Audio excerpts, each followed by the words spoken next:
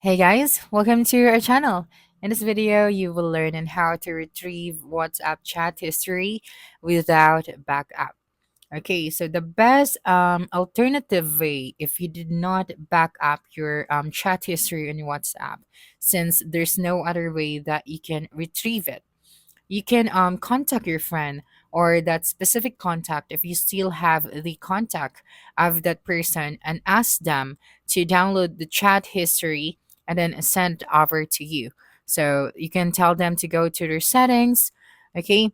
And then after that, tell them to go to their chats and then click on the export chat right here.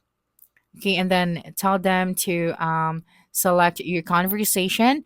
Then after that, they can now download the zip file of your conversation and then ask them to send it to you so that you can retrieve your WhatsApp history, um, especially if you have important details on that conversation. So that's it for this video. If you think this video helped you solve your concern, please subscribe, like this video, and leave your comment below.